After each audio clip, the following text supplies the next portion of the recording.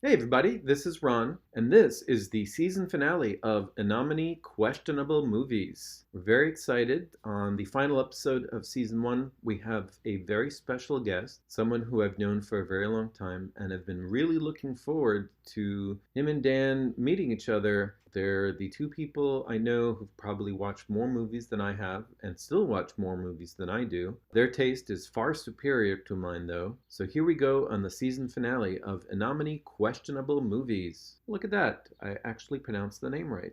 Well, sit back and enjoy.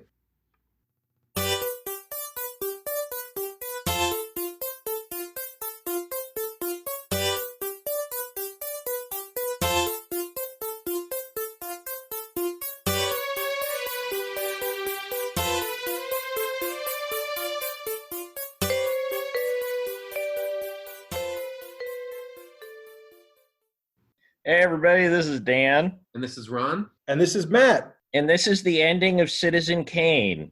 It turns out that Rosebud. No! All right, I'm going to have to go and read those over that again. No, this is Anomaly Questionable Movies, the show where we talk about pretty much anything and everything, but we also watch movies beforehand. And so today we have yet another special guest. The hits just keep on coming. Would you like to introduce yourself? Sure. My name's Matt Cornell. I'm a university teacher and a cinema programmer here in Amsterdam. We have an independent cinema called Cinema of the Damned for just about 3 years now. And we're currently closed, like most cinemas, and have been doing a lot of stuff online. So, yeah. And how did you personally become one of the damned? I think from birth. I think that's how that worked. Well, You're a Calvinist. actually, it just started. It started as a pun because I was like, well, it's Amsterdam. Of course, the Dutch pronounce it Amsterdam, but it's fine. But actually, a lot of people didn't get the pun, so we have this name that we're constantly explaining to people. Oh wait, I got it. Yeah, I just got it. Wow. It's DAM apostrophe D. Yeah. Yeah.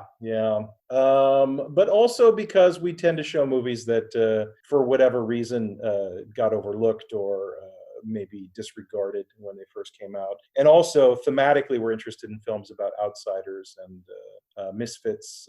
And the cinema is kind of a home for people who don't feel like they fit into the mainstream cultural scene in Amsterdam, which is kind of stiff and a little bit institutional. So, yes, that's the idea. Also, It's funny, I never thought of like Amsterdam as being like rigid, and like the image over here in the States is that it's like Las Vegas on steroids or something. yeah, I think this has to do with, well, first of all, it's mostly tourists that are involved in going to the red light district and smoking weed in coffee shops. The Dutch are pretty restrained. I mean, there's actually a sort of, there's a saying, doe normaal, which means act normal. So most Dutch people are pretty, let's say, low key, moderate in their hedonism. It's really us Americans who come here and ruin things. By the way, I know you have a thing about the ending of Citizen Kane, but you know the rumor about why the name Rosebud? Or can we talk about this or no? Yeah, sure. All right, is this That the one might where be the only substantial discussion we've ever had about this on the show. Okay, so yeah, let me just say, anyone listening, this is a spoiler. We're finally going to have the spoiler for Citizen Kane. All right, go for it. Well, I'm not really going to spoil it. It's just that supposedly, and I don't know where I read this, William Randolph Hearst, who the film is based on, it was supposedly Rosebud was the nickname Hearst had for his mistress's anus. Seriously? Yes, this is. Wow. Wait, was it John Jost or Blake Eckert? Blake Eckert said it was the clitoris, right? Or something like that? Oh, did he say that last time? Yeah. So he was that. close. Yeah. Okay, so you've had now another person come on with a competing theory. Yeah. Just slightly elsewhere in the body, but same general idea. Yeah. But I think he was just kidding. I don't think as far as I know, he didn't know about this. I read this somewhere years ago, but of course, rosebud actually makes more sense for the clitoris, I guess. Yeah. Wow. Oh. So let me just add one thing, and how I know Matt, not to Citizen Kane. So Matt is very, very much in film and in a bunch of ways. But I've known Matt since middle school. Yeah. So he's actually the person that the friend that I've known for the longest, that I'm still in contact with. Thank you for not calling me your oldest friend. Yes, yeah, no, I've worked very hard on not using that term because it doesn't. My oldest friend is 62. So. You are also the friend I've had the longest. Yes. Oh, seriously? Oh, wow. Yeah, absolutely. Oh, junior high. wow. Come on. How many people are friends with junior high people? Yeah. That's true. Yeah. I got a couple. Really? Yeah. Oh, wow. So how do you still keep in contact with so many? I mean, I don't know. I mean, I was kind of notorious around my high school because I got into a lot of trouble, so I knew a lot of people. Mm-hmm. All right, that's a good way. So, like Nicholas Ray, apparently. Yeah. So speaking of, for this episode, we watched a couple of Nicholas Ray movies. We watched Bigger Than Life and Party Girl, and we actually watched it separately this time. So, Matt, do you want to describe the plots for these two movies? When Dan and I do it, we usually never even finish getting through the first 5 minutes of it. So. Okay. Well, sure. Well, let's start with one and see how we do. Okay. Yeah. So, Party Girl, which I had not seen. The last time I had seen it was, I think, at the Pacific Film Archive in Berkeley years ago, when they had I think it was a Nicholas Ray retrospective. And I think it's maybe unusual for Ray. I mean, I've only seen about half of his films, but it's a kind of crime story about a mob lawyer who is a disabled mob lawyer. So he walks with a cane, who falls for a showgirl, and he's basically under the thumb of this brutal mobster.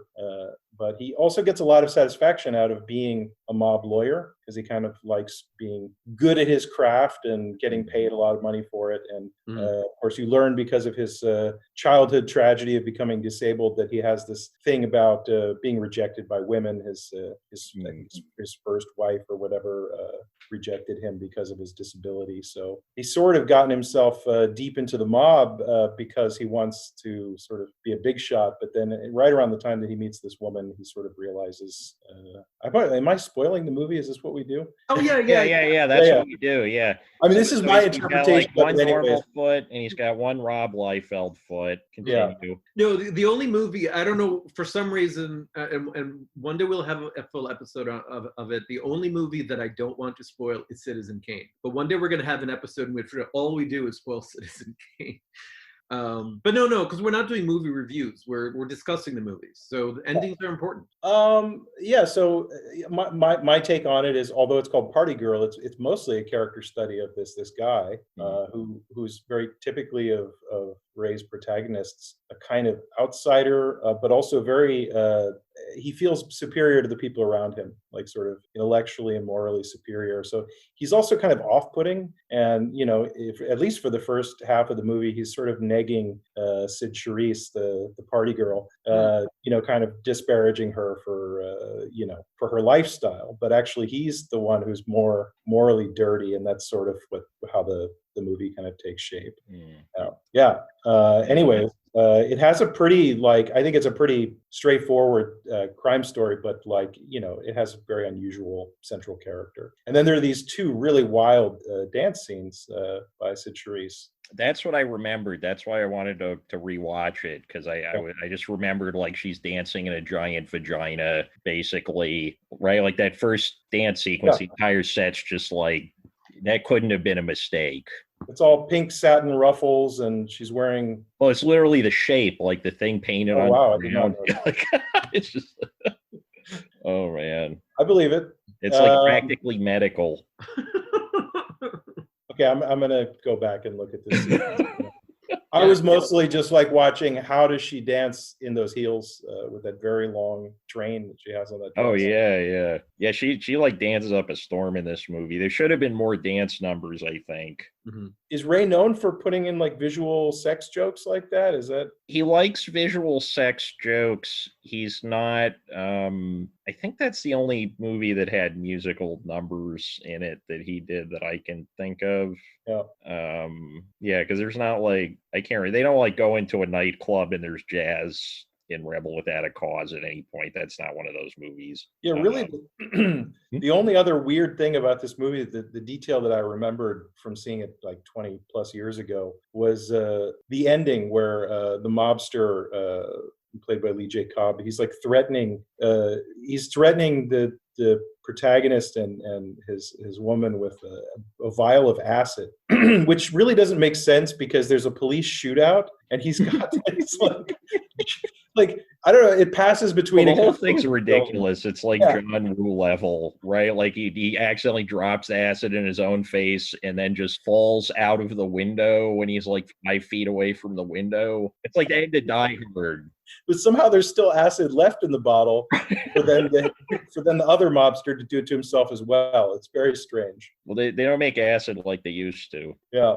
I wasn't happy with the ending. I didn't want it. I didn't want them to. I want to say to succeed. I mean, they end up getting saved, and it was too pat. I mean, I knew it was headed that way. It just had to be. But I wished it didn't end well. I just kept waiting for the lawyer character Tommy to be blinded by a vat of radioactive acid. Because that was like the last thing left before this becomes Nicholas Ray's Daredevil. There was also like a little bit of Batman in there, right? There's that scene where what is the mobster's name now? Oh man, Jackie. Leo, or it's Lee J. Cobb, right? So Yeah. There's a scene where he's got like a round table of other crooks, and he's supposedly like making a toast or whatever to one of his criminal buddies, but he's actually just about to whack him over the head and try to beat him to death. And wasn't this in the original Tim Burton Batman? Isn't there a scene where Jack Nicholson does this? Yes. And also in Kill Bill, I think Kill Bill has one with the sword. It's like a trope in these movies. The mobster who, chops off someone's head. I feel like he plays such a weird mob figure in this movie. Yeah. It like he seems like almost kind of like soft. Maybe soft is the word, but he seems just like. And it's weird because it's a Nicholas Ray movie, but when he's crazy, he doesn't actually seem that menacing. Yeah. Like the dad in Bigger Than Life, pretty much throughout the entire movie, even when he's better, is more menacing than the mobster in Party Girl. Well, yeah, I mean, we're basically introduced to the mobster here because he's throwing a party to get over like a Hollywood movie star who has gotten married. And, Jane Harlow. Yeah, right, exactly. And we learn in very, very beginning in the dialogue is he didn't know her. He never dated her. Yeah. So he's just like crying about some movie star getting married. He's a stan. Yeah, he's a stan, exactly. He's a reply guy, basically.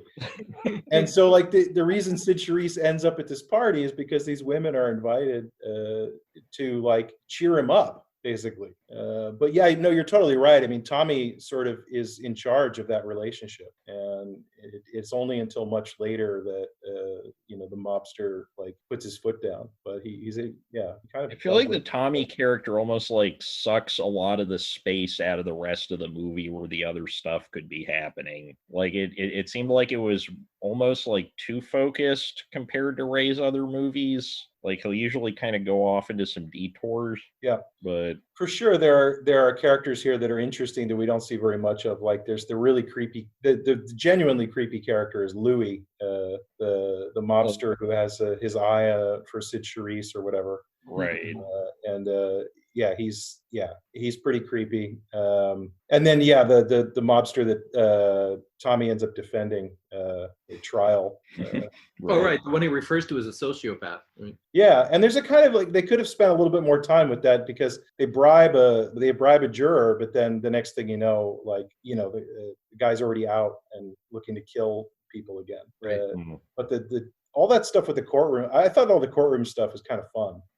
all this sort of cynical, the way he was using his disability to get the jury on his side. The first time we see him in the courtroom, he actually he asks a juror to hold on to his cane for him. Yeah. Pretty good moment. Right. He actually, normally he walks with a cane. He walks, a little stiffly and all that. But there he was practically hobbling to overdo it.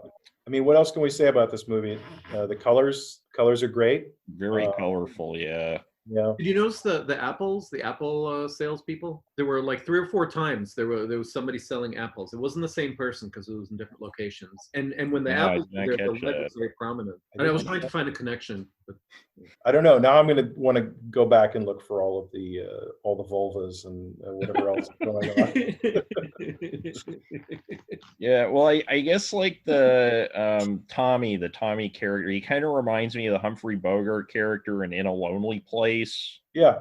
Like they're both kind of, morally compromised men. There's like some kind of woman who's like seen some shit. They get into a romance. Eventually, something goes very wrong. And Party Girl, I think the kind of happy ending doesn't work as well as the thing at the end of In a Lonely Place. I mean, In a Lonely Place is just a much better movie, but yeah, and I now that I'm thinking about that, that's like a character that shows up a lot throughout Ray's work. Like I honestly can't think of a picture where that some variation on that doesn't show up. Yeah, I mean somehow, and this is now a very common figure in especially television, but like these sort of narcissistic kind of toxic men, and I mean in a lonely a good job. Right. And in a lonely place, like Shark or something, or like there were all those TV shows for a while where it was like,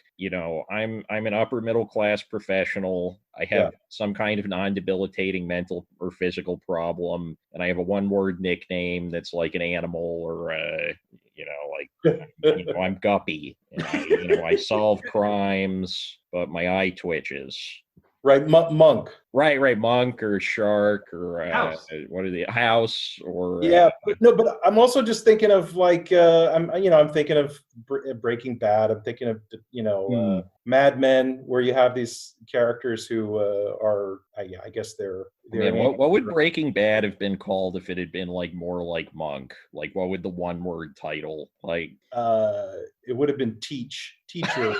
He's like a teacher, right? I mean, they kind of dropped that later in the series, but but I mean, the thing about it is like, even though these characters can be very unsympathetic, like the trick of the genius of In a Lonely Place is that movie has you being sympathetic to Bogart's character, even when he's just completely completely self-immolating, like he's just so Ray has a real ability to get under these characters' skin, Right, and that I think leads in well to the next movie we all watched, which is Bigger Than Life.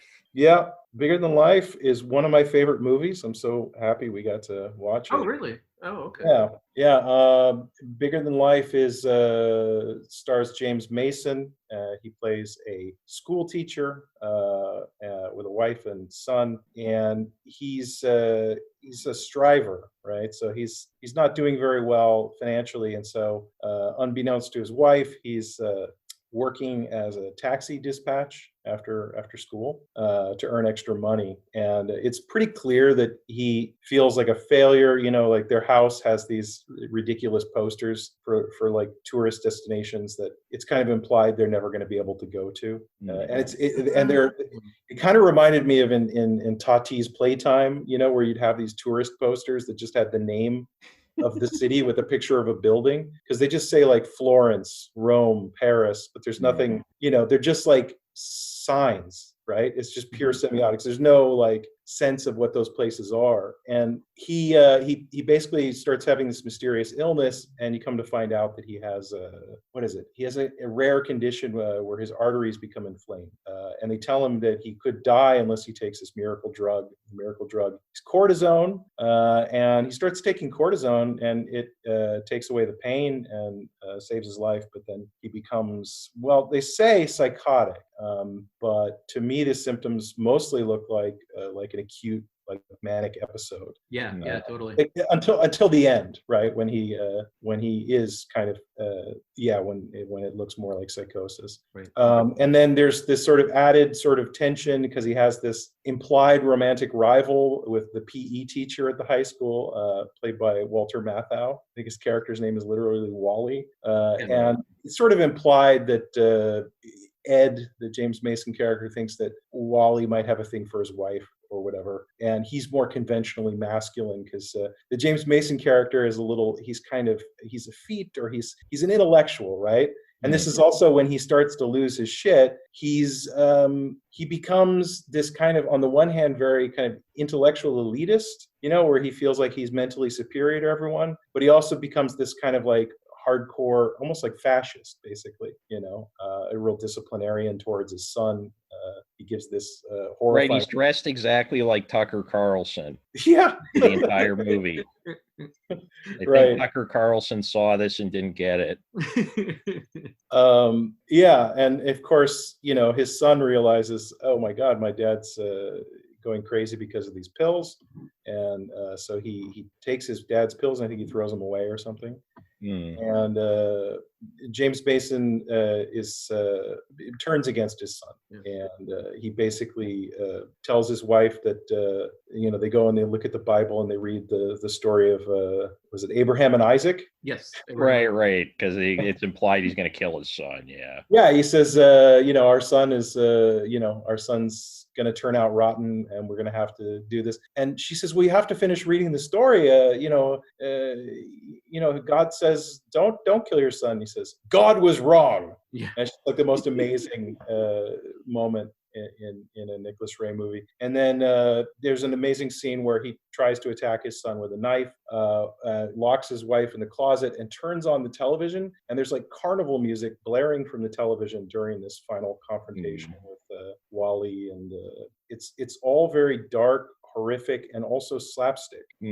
Got all of these different elements. Oh, I didn't think of that as slapstick. Oh yeah, and there's even some like broad visual, like when he's inflating the football. What is it when he gives the first sign of the manic episode, when he gives the prize football to his son, and he's just like pumping it. And if I'd seen that on Saturday Night Live, I totally would have thought like, oh, okay, that's supposed to be a dick, or like at least some kind of very broad metaphor for it. I'm going to give that one to you. Yeah, because it's definitely all about his son being not manly enough. Like, pumping himself up, I guess, but in a, I don't know, This movie so at our cinema a couple of years ago, we did a Father's Day double feature, and we showed this followed by The Shining. I've always felt that this movie is basically a horror film, and well, it's a little bit like Night of the Hunter. Yes. When he's chasing him through the house. Yeah. It's also like Night of the Hunter in the sense that it has very intense use of shadows, right? So there's the creepiest scene in the whole movie for me is when he's saying his son can't eat dinner until he's done his homework. And they've got this scene where his son is like sitting at the desk, like trying to do the homework. And James Mason is hovering behind him, leaning in, and he has this shadow that is like hulking shadow that's like looming over his son. And then later the wife comes in, and then now this shadow is like looming over her. Right. Her shadow is not and it's not exactly subtle either, right? The title is bigger than life, and I think at one point, when he first gets better, he says, "I feel 10 feet tall" or something like that. So, and the characters even like Wally says he even thinks that Ed seems to be bigger, right? He seems to have all of a sudden ballooned into whatever, I mean, his delusions of grandeur then like start to manifest in his body somehow. Yeah, it was very unsubtle. All the stuff was very there wasn't any hiding anything. It was very clear of what was going on, and I was loving it. I thought it was great, but at the same time, I don't know how do I want to say this? It almost feels like a Douglas Sirk movie. Like the colors are like super, super intense. Yeah. Everything's being dealt with, or at least the laundry line that everything's being hung on is classic melodrama. Like Cirque, you've got like that. What is it? There's the shot where the kid, right after the shot Matt was just talking about with the giant shadow, we see the shot of the kid looking over the staircase railing. I'm pretty sure there's a quotation of that in Ali, Fear Eats the Soul. Yeah, it has that like very kind of proto Fassbinder feel that you get in the Cirque movies too. Like, or at least mentally, I'm tying it to a lot of the same movies that came later. Yeah, no, it's definitely like Cirque in the sense of like this kind of wild, expressive melodrama where the colors are, and also the emotions are just turned up really high too.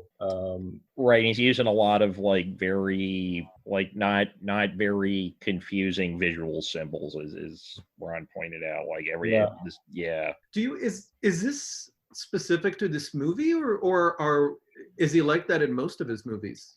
I think during this period, his movies were very melodramatic and expressive. Like they were all, I think, almost all of them were CinemaScope. So they used these wide frame compositions, and he worked. I don't know if exclusively in color, but I mean, Rebel Without a Cause and Johnny Guitar were made during this period as well, I think. I think everything after like 1953 was in color, because like In a Lonely Place is in black and white, Knock on Any Door is in black and white. Yeah, I think like one or two of the other really early ones, but yeah, I mean this movie is just it's so rich with themes, I think is the thing. So there's so much in here about the American dream, about class, about gender, about religion, and then despite it like obviously telegraphing those themes in its particularities, it's also quite interesting. I mean, again, James Mason's character is not very likable. Even in the beginning, he's not very likable. He's kind of James Mason has like, this is going to sound a little weird, but he's got the most expressive teeth I've ever seen in a movie. Like he literally looks like, because the rest of them look so mediocre and kind of bland, it looks like he's literally like rotting from and there were like profile shots where I was like, oh, he looks kind of like Jimmy Stewart, and then he shows those little like demon teeth, like. I was excited. Oh, sorry. Go ahead. No, please. Oh, I was just going to say, I was excited to see James Mason, and I love James Mason. I remember the first movie I saw him in was Child's Play, and based on the play. And ever since then, anything he's in. Wait, you don't mean the Chucky movie? Not the Chucky movie. No. Okay. Earlier film. Yeah. Okay. Yeah, I mean, I read somewhere, I can't remember whose analysis of the movie it was, that again, Ed's another outsider character, right? Like he feels too good for this suburban milieu that he's in, and like what better job to have than elementary school teacher if you feel smarter and better than everyone else. Like there's this very darkly funny moment where he's like totally roasting the artworks that the kids have made in his classroom. He's just there's one moment where like this girl, he says, why does that animal have 5 legs? So it can stand better. And he's not having it. Yeah. And then probably this like what is politically the most interesting part of the film, and also one of the more darkly funny moments is when he has all the parents there for parent night at school, and he starts delivering this fascist speech about how we're raising a generation of moral midgets, and we have to get back to the basics. And there's like there's one parent there who says, that guy's got the right idea. Right. He should be principal. He should be principal, exactly. And I mean, it's pretty clear that what Ray's doing there politically. But it's also funny, because it's almost like this cringe comedy moment, because like, Walter Matthau's like standing there in the doorway going like, oh my God, what are we doing? And the president of the PTA leaves. She's so offended by this. Yeah. At this point, go ahead. I was just going to say, just to make it clear, at this point, it's clear that he's having a manic episode in response to the cortisone, I think. But the first one where he with the kid that painted a 5-legged dog or horse, I can't remember. Yeah. I don't think that's before the cortisone, right? Was that before or after? I mean, I think he was a dick before the cortisone. He just he was underachieving, and then the cortisone helped him be best at being a dick. Yeah, it made him. It didn't. He wasn't held back anymore. Yeah. And I mean, from the limited experience I've had with mania, like it can be a very pleasurable sensation precisely for that reason. Yeah. Right? That if you're used to having self-doubt or or if you've been depressed, now you all of a sudden feel exhilarated and you feel like everything you say is brilliant. And I mean, we should mention that the reason I say mania is there's so many things that happen very early when he first starts taking the cortisone. Like the first thing is that he takes his wife out shopping and spending money that they don't have. Right. And he's like ordering the sales girl around and being very like, again, this sort of American dream thing. He's like showing off, like spending money, Right. And then, and then it becomes like these sort of, he has the racing thoughts, where he's like, I'm going to move out, I'm going to do this thing. And then he loses, he starts to lose his energy, and his wife's like, well, maybe you want to lie down for a while and rethink that, but eventually he takes so much of the cortisone that, it's clear that he's chasing that high. Yeah, right. He starts doubling up, and he actually described it. The only guy I ever knew who was addicted to Vicodin, when he described why he was taking the Vicodin to me, was almost that exact description. Like you feel like everything you say is right. Yeah. I mean, I don't think Vicodin's giving you manic energy episode or manic episode energy, but like it's an interesting. Interesting. I heard. Yeah. But as much as it's called Bigger Than Life, it's only 96 minutes. Like it's not even bigger than Judd Apatow's Grown Ups.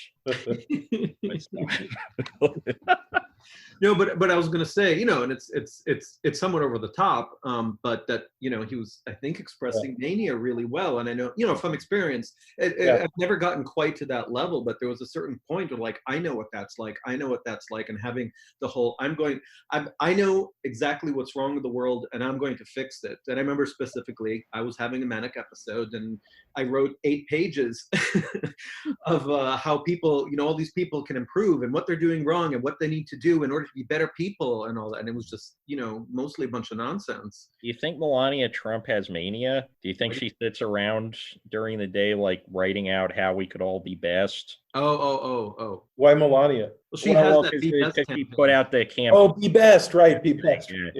Yeah. She does not look like she has mania. No, but she might have Vicodin.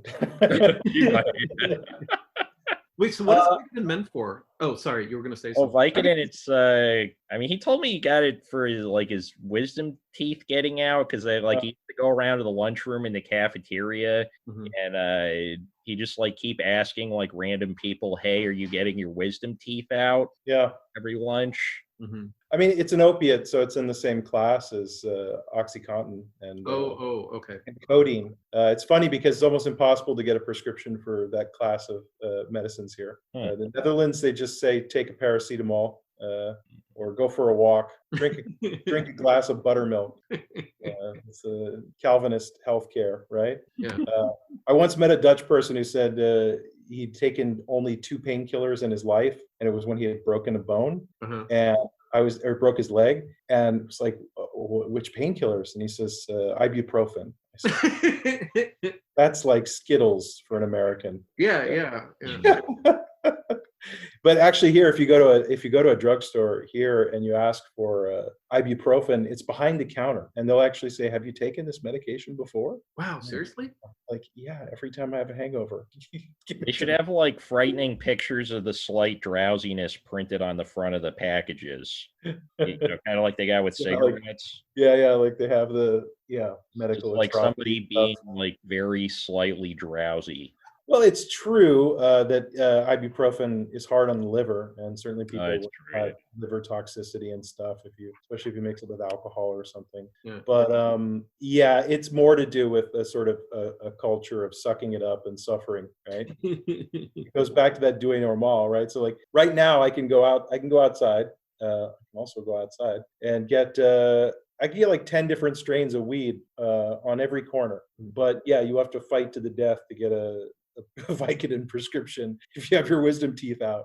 The dentist, I had to get a tooth drilled a couple of years ago, and the dentist said, I asked the dentist if he's going to use Novocaine, and he says, "Well, I'll go really fast, and we can Oh, just skip it." I'm like, "No, no." He says, "Well, it's going to take longer if we do the Novocaine." I'm like, "I got time, man." I'll go really fast. Yeah, it'll be over fast. It's just a little bit of pain. they drill teeth without Novocaine. Wow. It's been known to happen in a country, in a city where you can buy laughing gas from a teenager In the street. all over the set. Yeah, exactly, and do it in front of a cop. Right. Yes, yeah.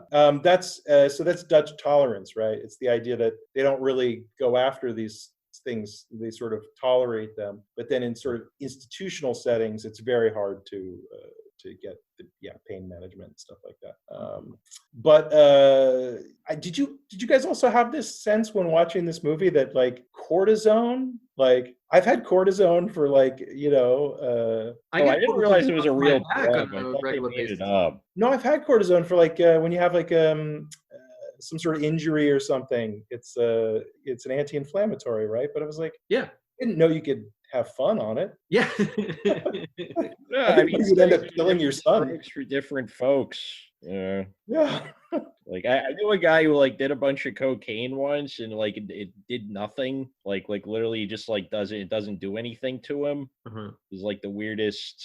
He never did it again. Just like, but yeah, like cortisol, or cortisone. Maybe that was like just a thing for James Mason. That was like Or the guy should try snorting cortisone. maybe, If you yeah, want yeah. to- Well, he lives with like his 97-year-old mother, so I think I read it though that this was based on a New Yorker story about a guy who this happened to back in the 50s. And I think I read the article at one point. I think I found a PDF of it, but it is basically what happens. I mean, he didn't try to kill his son or anything, but it was about the side effects that this person experienced. But they eventually figured it out, right, through the proper dosing.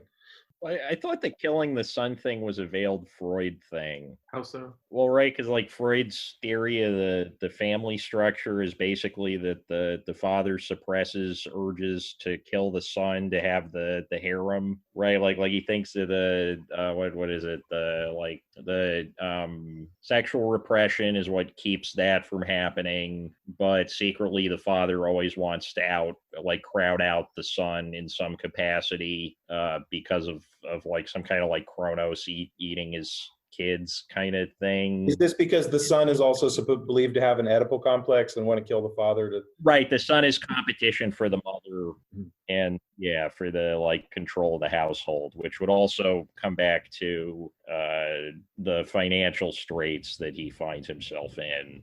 Well, speaking of cocaine, Freud. Yeah, a lot of good theories came out of cocaine there.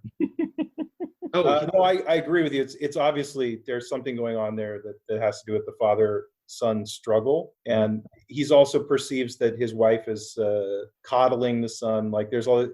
You ever watch with 50s movies? There's all this stuff with milk. So not only is there a scene where James Mason like tears into the milkman. Right, but then the mom is sneaking milk to her son, and James Mason is keeping an eye on the milk supply. Right. Yeah, James Mason sees that there's a glass of milk missing. Mother's milk, yes. Yeah. Right. It's definitely there. This was the one he made right after Rebel Without a Cause, which that one like totally right. It's like all about the fucked up family dynamic and like repressed sex problems. Dad's wearing an apron and mom is bossing him around and stuff. Yeah. Right. And James Dean is sexually confused. Right. Well, and this brings up some biographical stuff, of course. I mean, I know that Nicholas Ray was rumored to be bisexual, and this might have been part of his, not only the themes that he deals with in his movies, because I think Sal Minio's character in Rebel Without a Cause is credited with being the first openly gay character in a Hollywood movie. And then, of course, he has this interest in sort of misfit characters who don't feel like they belong in some way, right? And so all of these themes of gender there seem to be, whether he was bisexual or not, they seem to be at play in work. And also, I'd read, and I don't know much, and I don't take much stock in biography, but he apparently when he was in high school, Ray was very popular, but also a real fuck up. Like Mm. apparently he graduated the next to last in his class, Huh.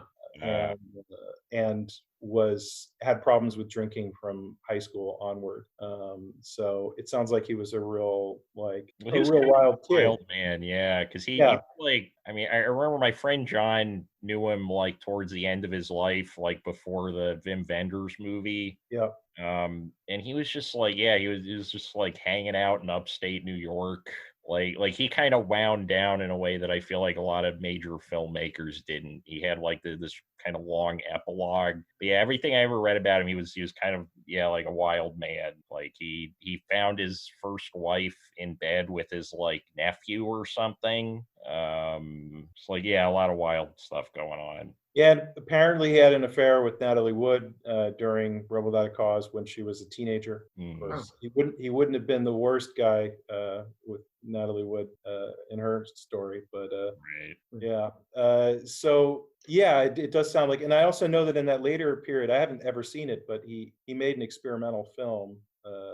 That's Have you Right, seen we the film? can't go home again, which finally Yeah. got released on an actual like disc. Because the time I tried to watch it, I had like it's a 3-screen installation. So somebody had a pirated copy on the internet where it was somebody had filmed a wall playing the movie and then transferred that like 5 or 6 times to a VHS tape. It was one of those. You could hear people like chewing on stuff in the audio track. Uh-huh. But now there's a good print of it, or there's a good transfer of it floating Did you around. get a chance to watch it, or? Not yet. No, I've been taking apart Super Nintendos all day. I read that it's super like personal and revealing, and Mm, sounds like kind of sort of confessional cinema, maybe like mm. Ross McElway or Kavi Zahedi. I don't know. It was supposed to be this weird. I read a review that said that person couldn't tell what parts of it were fiction and which parts of it were him. Yeah, uh, documentary or biography. So it sounded kind of interesting. Mm. But, How did he frame it? Did he frame it as fiction or documentary or I think biography? it was a little bit of both. Oh, the way he. He had 3 frames. That's Yeah, not. it was a 3-panel thing. Yeah. Yeah, it was like his version of Napoleon, but like with everything different. And not 4 hours long. Wait, what is this? I don't know. I don't know Napoleon. Oh, it's a silent movie meant for 3 panels, directed by Abel Gantz. I don't know if that's available somewhere, but I got to see it once in Oakland where they did it on they did the whole projection. oh, nice. It's pretty cool. I think it would be harder to watch on your laptop for sure. Yeah. Well, I mean, if they had like a 3-disc version, I think I have enough TVs in the basement where I could actually just put, because I was playing around with that for my movie. Yeah. We were originally going to do like a 4-screen installation of it and just put it on like TVs in the back of a Walmart. But then we realized Walmart was never going to let us do that. Like we were going to have to put it in the back of a Walmart, like near where they sell the lawn chairs. Wait, so your movie is in 4 parts. Are you saying play all 4 parts at the same time? Yeah, they just be like running on loop, kind of like those things they used to sell the big screen TVs in the back of like Target or something. So would all the audio be playing at the same time, or could you switch channels on a headset and hear? Probably a headset, depending on whether Walmart actually knew the TVs were playing it or not. But that was the original plan. So I was like futzing around with that with a bunch of TVs in the living room. And I mean, when you play all the audio at once, it's like pretty unbearable. So I think it's art. But no, when you just play the audio from one, I think it turned out good, you know. The way you're describing that makes me think of that Flaming Lips record called Zyreka. Right. I was thinking of like that and like Yeah. the floating McDonald's thing. Do you ever see that where they just like flooded a McDonald's for 5 hours? They like made a fake McDonald's and you just watch it fill with water in real time. Sounds very relaxing. I love it. Yeah, that's like ASMR for me. Yeah, that's You can find online the not the movie itself, but the making of the movie. Okay. So it is pretty neat. So I recommend it. I can send you a link to it. I'm also thinking now of that Mike Figgis movie from I think the late '90s early 2000s called Time Code. Do you guys remember this Sure. movie? So No. Mike Figgis is this British director. Right, he's the Leaving Las Vegas guy. Leaving Right? Las Vegas was his most famous movie. So he made this movie. It's not very good, but it was during this period where people were experimenting with this kind of thing. He did a movie where it's so that the screen is divided into four quarters, and each one is a single take, single shot, and it tells a whole story. So you see all four of these takes at once. I don't know if I'm explaining this well. So they have a whole story with multiple characters done in real time. Okay. Oh, so it's like the like fake single shot kind of thing, or But it was real single shots. oh, okay. Yeah, it was real. It was 4 continuous single takes, and apparently they did it like 17 times, and they used the best take out of the 17 because it was takes an hour and a half for them to do it, and then it was released in this form where they basically mixed down the audio so that you more or less know what panel to watch the audio directs your attention for the story. But then I read that one time he did it live, where he did a live audio mix, which sounds kind of fun, where he was changing the story based on how he directed the audio. It doesn't get talked about. I mean, when they talk about single take cinema, it's usually like Russian art or rope. Yeah, but this was when I think when they first started using DV cameras, and it's not very good, but it is a good. It's an interesting stunt. Anyways, It might be one to watch. Oh yeah. I mean, we keep coming. Yeah. We keep coming up with we should watch that one. We should watch that one. We've got this big pile of. Well, it's like we're talking about like it's such a strange thing, but like I'm for hours every week I'm staring at a 3-panel video. Like every person in America right now is probably staring at 3 or 4-panel video. Oh, like right now we've got. Right now, yeah. Okay, right. Yeah, it's training us all to watch experimental video and installation art. We're all Chelsea girls now. Well, gosh, I just left a meeting from work that had 49 people on it, so I'm really prepared. I was on a meeting the other day that had 72. Oh wow, okay, you beat me. This is the biggest meeting I've taken since the last time I left the house. Well, even before COVID, when was the last time you had such a big meeting? Oh man, I walked 4 dogs at once, like a year ago. So one of the creepiest things about Zoom that I learned during this 72-person call is that if you go up on the right-hand corner, you can click on those 3 dots, and then you can pin video, and it means that regardless of who's talking, you're looking at a full screen image of just one person in that call. Oh yeah, I totally haven't been doing that to Ron this entire call. I've got gallery view, so it's super creepy. Yeah, and the person doesn't know. No, of course not. Yeah, and like the listeners at home don't get the reaction shots, which for me are the best part of the show. They don't see me waving my hands right now.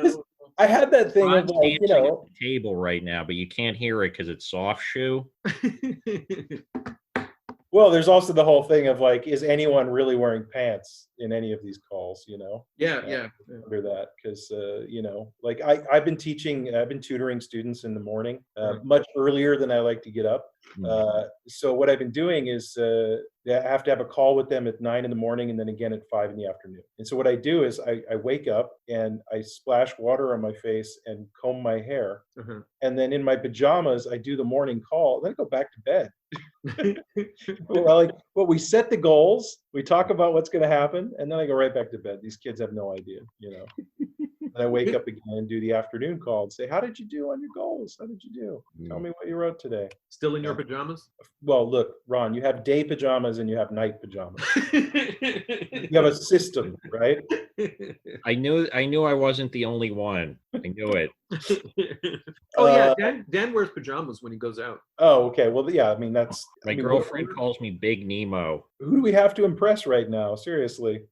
Well, see, I work for the last 2 years. I've been working from home most of the time, but so my routine. I get up, I shower, and get dressed, and the only thing is I don't put on shoes. But when I have meetings, I put on socks because it feels somehow like it's disrespectful and not disrespectful, but unprofessional for my feet to be bare. Because at home I don't wear shoes indoors, so I put on socks for meetings, and then when the meeting's over, I take them off. But yeah, I don't wear pajamas when I'm in meetings. The most dramatic part of any Zoom call for me is my cat Echo likes to get up on the desk where I'm having the Zoom meeting, and every once in a while his tail will like enter the frame. But because of this green screen thing going on, like all of a sudden it'll look like I'm taking on like cat-like elements, like a tail is like springing out of my face. It can be very disconcerting when I have a student who's trying to talk about their research, and then all of a sudden there's just this like cat tail emerging. Oh, so you keep a virtual background on when you're talking to Oh students? yeah. I don't want my students to. I already like feel like when I just have the regular background, I look like an ISIS hostage.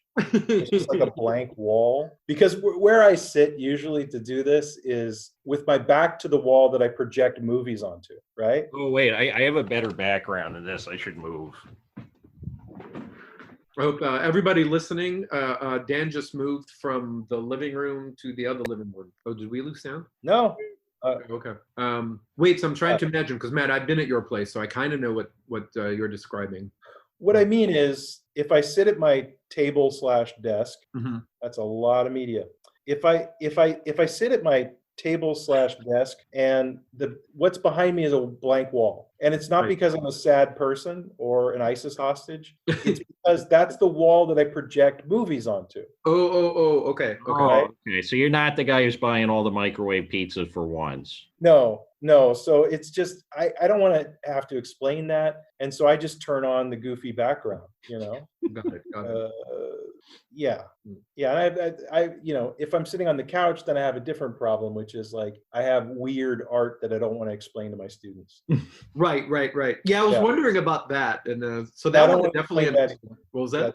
In general, you don't want to be interesting to your students. This is something as someone who's very easy to Google, the less interesting I seem, the better. And the older I get, the more it's in my favor, right? Because you just start to become an old person that can't possibly be interesting. So it's really what I'm counting on.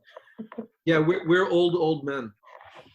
Old people. So a moment ago, Might even say grumpy old man. correct. Which leads into Walter Matthau in that baseball getup at the beginning. Was I the only one who like almost fell down laughing, just like at how awkward he looked in that catcher getup? Yeah, Like, it's kind of the perfect introduction. And it's funny because like Matt pointing out that like Walter Matthau was supposed to be this romantic competition to James Mason, or at least it was supposed to be implied in the film. I didn't pick up on any of that. Like part of that's probably the tism, but part of that's also just like Walter Matthau in that catcher suit just like desexualized him for me. Yeah. Just like right at the beginning of the movie. Yeah, well, there was nothing there. The James Mason character was seeing something that didn't exist.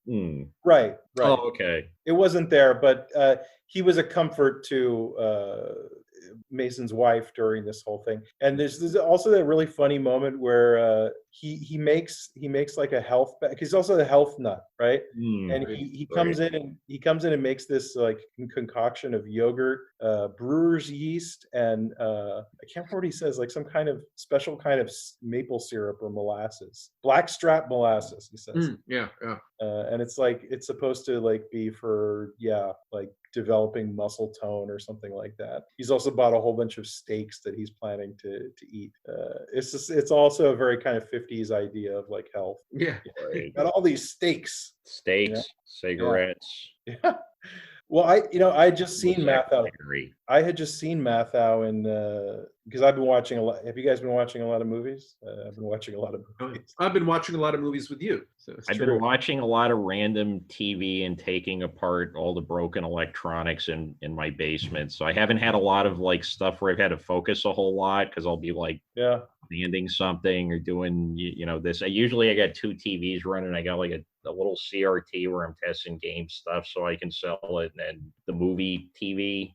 So I'm kind of like half watching a lot of stuff. So I've been watching a lot of like early Fox sketch shows. Like Living Color and stuff. No, like The Edge, Ben Stiller show. Okay, yeah. What is you wrote it, you watch it. I finally found a copy of that.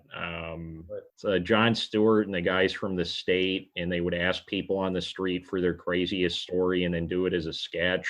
It's bad. It's pretty bad, but it's kind of interesting to see, all of those people before they quite figured out what they were doing. Why not in living color? I know I'm asking you, like, why aren't you watching this thing? I haven't gotten around because I've been trying to go through like all the stuff that led up to or came out of Mr. Show. Okay. So like The Edge had a really weird cast. It was like Jennifer Aniston, Tom Kenny, Jill Talley, the guy who played Newman on Seinfeld. And West Coast Julie Brown. Okay. It is like really, and like one of the recurring sketches was called The Armed Family, and it's just like the like stereotype, like the Leave It to Beaver family, except they're all carrying automatic weapons, and every sketch ends with them all shooting each other. Like, I mean, that probably would not fly on TV today, but wow, sounds like a product of the edgy 90s. Right. Speaking of Mathau, so one of the movies that I saw for the first time is from 1971 called Charlie Varick, which is it's a movie he made with Don Siegel, right around the time Don Siegel was making, I think it was like, I don't know, a couple of years before Dirty Harry. And first of all, it has this really great score by Lalo Schifrin, this like really jazzy, funky crime thriller score. And then what it is Mathau plays a bank robber, and he robs a bank, but the bank is holding money for the mob, and so then he's being pursued by the mob, and Walter Matthau is cast against type, so he's supposed to be this ladies' man. So there's a couple of scenes where like women are just like throwing themselves at Walter Matthau. So he didn't even have to act. Exactly. But it's really a fun movie, and there's a line in the movie that if you're familiar with Tarantino's films, that Tarantino like took the line directly for Pulp Fiction in the movie. Didn't Don Siegel do the 63 version of The Killers with John Cassavetes too? Oh, maybe. I think so, because that's like totally where he took the entire like hitman dynamic for Pulp Fiction. There's like Lee Marvin and some guy that I never heard of before or after. Well, I mean, I wasn't alive in 1963, so anyway, I didn't notice him in anything else. But yeah, they have the exact like the Travolta, Samuel L. Jackson, like the blocking, the way that they're moving around the room, okay, parts of how they're dressed. Well, this movie has Mathau and his fellow bank robber. They live in a trailer park, and there's like an interrogation scene in a trailer that I think also must have inspired True Romance and Kill Bill 2, where they have some kind of crime thing happening in a trailer. It's like movie sampling. Yeah, and I mean, I'm sure Tarantino would tell you exactly. He's not hiding the fact that he took this stuff from these movies. Oh, it's like a little Easter egg hunt, right? It's exactly. Yeah. He's not hiding it. Except Tarantino is the only one who can find all the Easter eggs. So he's like the kid that has the Easter egg hunt, but he's the one to hit all the Easter eggs. Right. He's the only one who could possibly find them all. Yeah, I guess Once Upon a Time in Hollywood, that was the name of the movie. His last name. Did I say it right? I guess it's full of lots and lots of Easter eggs, but yeah, who knows what all the Easter eggs are. Well, I heard there's something about Manson in there, but you have to really study it. I haven't seen it yet, but yeah. Oh, actually, there's in the Ben Stiller show. I finished that yesterday. Not great, but Bob Odenkirk playing Charles Manson as Lassie.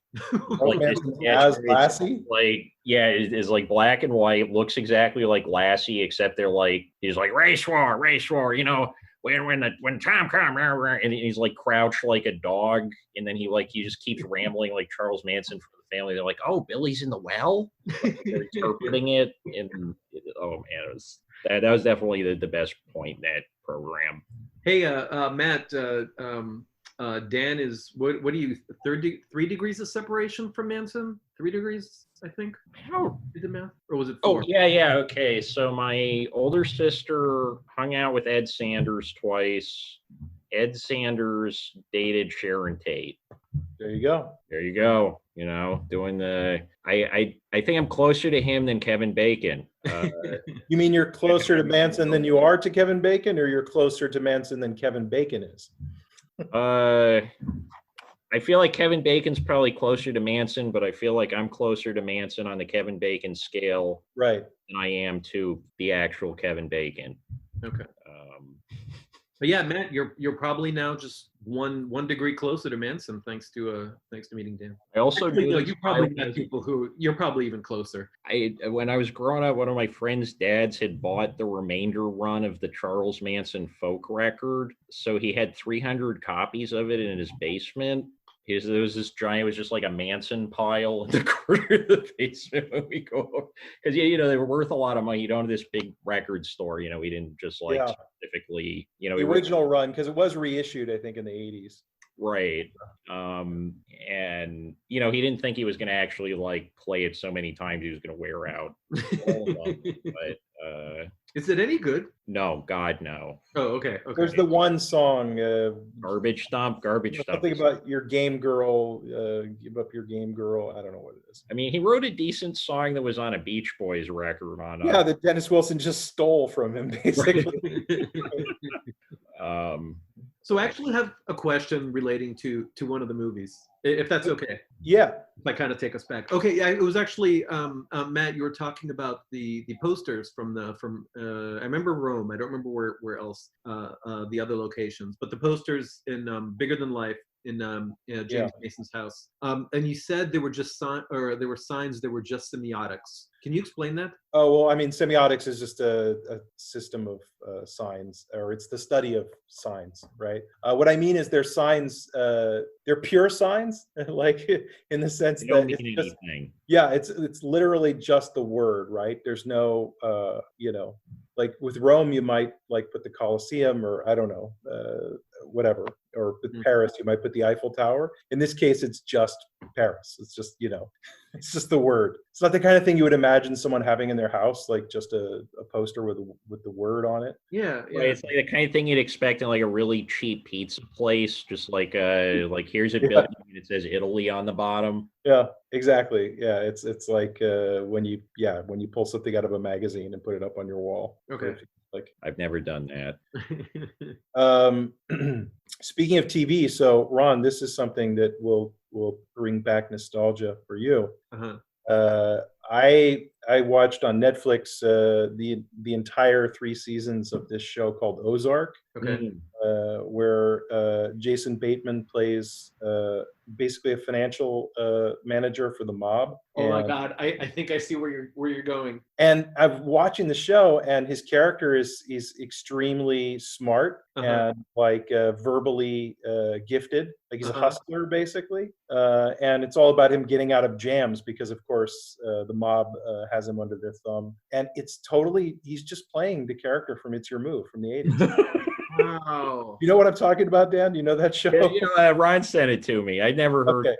But that was my favorite show growing up because it's the most unsentimental kids show. It's about a child sociopath, basically, who is... So it's like Bilko Jr.? Yeah, he's totally scamming his mom, and talk about Oedipal struggles. Like the neighbor character is trying to date his mom, and he doesn't like the neighbor character, so he's always sabotaging him with these schemes, these really mean-spirited schemes. But there's this. What's that? Well, we'll say he usually he succeeds at most schemes except with the adult neighbor who is sort of like he's kind of scheming, he's kind of rebuffing the Jason Bateman character. Yeah, he's kind of like he's met his match. It's an adult version of him. Yeah, yeah. But they are sort of competing to because the mom is dumb, right? And they're sort of competing to control mom's awareness of like which one of them is the bigger schemer or whatever. Yeah. The sort of most famous story arc in this show, because it only lasted for I think 2 seasons, because it's a really like mean spirited and weird show. Like it doesn't make sense as a show for like family viewing. Because his character is like smarmy and yeah, and horrible. So they basically is, and nobody like learns a message at the end of the episode. Right. But there's the thing where he gets in charge of the school dance, and he finds a way to make money off the school dance by Yes. rather than hiring a band, making a fake band, like a metal band called the Dregs of Humanity. Yes. What he does is he steals like some skeletons from the science class, and he puts like cloaks on them, and then he has like smog machines and stuff, and then he just plays like pre-recorded music and has his sidekick Eli like pulling the ropes to like make it look like this band is playing. And what happens, of course, is that the band becomes famous, and then he has to maintain the ruse, and there's like like record agents, business showbiz people that are coming trying to sign the band. So yeah, it's not surprising that he ends up making this same character now, approaching 50 in this sort of like, yeah, I would say sort of. I feel like that's always been like he's always been really good at projecting smarmy, but then layering stuff on it. But like I feel like the base element in most of his characters, there's like some kind of like unself-conscious smarm. Yeah, maybe not Teen Wolf. I haven't Teen Wolf in a really long time, but Teen Wolf 2, right? Oh, Teen Wolf 2, right. But I kind the of first think Teen Wolf is Michael. primary like character trait was hair. So wait, so do you think there was some of that in why can't the show about the family? It's Your Move. No. What's Arrested Development? Arrested Development, yeah. Yeah. He's so smarmy in that show. Yeah, he is. Like, the whole point is that he's hypocritical. He goes around and he tells. I mean, granted, he's got his shit together more than the rest of the people on the show, but that's that's a low. That's like you're the most articulate of the Three Stooges, right? And he kind of or like he's lecturing George Michael, but then he can't remember his girlfriend's name like ever. He keeps calling her Egg. Yeah, it's definitely a big part of his persona and everything that he's been in. And even with Ozark, it's not a comedy, but it definitely has this comedic element. Well, when he started off on Ricky Schroeder, Silver Spoons, and he was his sort of, I don't know, he was his frenemy before we had the term frenemy. And wait, is It's Your Move a spinoff of Silver Spoons? No, he's not the same person, but similar character, yeah. Okay. But yeah, he was incredibly smarmy in that, and that's that's how he started off. That's how he started his career. And I don't, and now that we're just talking about It's Your Move, I think it would be foolish of us not to talk about the character. There's a character on that show who's really a horrible stereotype. He's a fat nerd named Eli.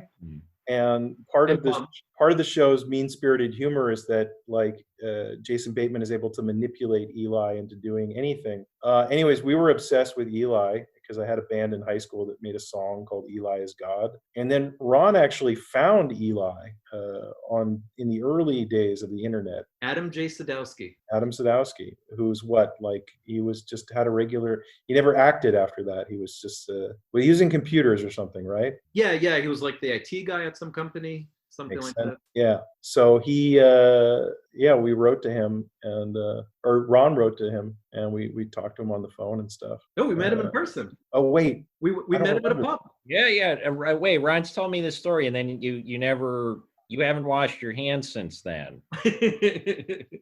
I've got a picture. You haven't washed your hands since then? Oh yeah. Okay. I've been touching my face like you wouldn't believe. So I've got Adam J. Sadowski / coronavirus all over my face. You might have immunity because of that. He's the original. Okay, yeah, you're right. Okay, I remember. It was in San Francisco. We met him like somewhere in the Lower Haight or something like that. Yeah. And, yeah. Okay. And he was puzzled that we were fans. Yeah. Yeah. But we spent a few hours with him. He told us about they were filming. I think Different Strokes was in the lot next door, I can't remember if it was Universal Studios or something like that. Wow. Um, You remember all this? yeah, I remember that part Is because this what it's like to not do drugs? at the time, yeah. I I grew up since John either has he has photographic memory or he doesn't remember anything about something, and there's no middle ground. yeah, I couldn't remember the name of Arrested Development. Right. but I remember It's Your Move and Dregs of Humanity, right? Right. So Matt, as you said that, I was like, I had that in my mind already. So no, because we talked about Different Strokes, and to us it's like what do I want to say? Not a punchline, but it's like a trivia note about what happened to Gary Coleman and what happened to Dana Plato. To him, they were his friends. Like he knew them. He was working right next to them. He would play with them. So suddenly it was a very different take on the stuff. Like the tragedy it was more personal as opposed to something that you saw on Where Are They Now VH1. Well, right. They're not now. Well, and in that sense, he was quite lucky because anybody who had a career as a child actor, it wasn't good for him. Yeah. I don't remember why he stopped acting. So. Do you guys I have this thing, you know how people say people in the future are going to look back on a particular cultural practice and go, I can't believe people did that. Of course, we do that about all kinds of things that happened in the past, even as long, 50, 100 years ago. I do that about most of the present. Well, for me, it's always child actors. I'm always like, someday people are going to be like, can you believe that they let children be in show business? Given everything that we see come out of that, It's like our version of the virgin sacrifice at the volcano. Yeah. Right, because America eats that up, right? They love a good child actor death spiral. And there's a giant industry where it's kind of like the entire state of Tennessee basically is supported by Elvis crap, right? And then the rest of America, well, not the rest of it, no, the rest of America has other industries, but there's a lot of money in dead child actors for whatever reason. Yeah, all I know is it's just your odds of making it through that industry alive or sane or without an addiction, if you start in it young, are very low, right? And it's some another one Lindsay Lohan was absolutely brilliant. She was a brilliant actress, and she just completely flamed out. It completely destroyed her. That's true. Yeah, and then of course the two Coreys. Right, the two Corey. That I used to watch that show. Corey Haim and Corey Feldman. Did they have a show as well? Yeah. It was Corey Haim gets out of rehab. Corey Feldman had just married, I think, his third wife, Susie. Yeah. And I think they've split since then because he's got that weird band made out of strippers that came out with that record a couple of years ago. Yeah. He's just he's been coming out with a lot of interesting stuff. Did you hear that record? I didn't hear the record, but I've seen the TV appearance of that band. Have you seen that video, Ron? Last 10 years. No, I'm just convinced that you guys are making this up. Yeah, you have to watch this video. Right. I'm going to put that on my to-do list.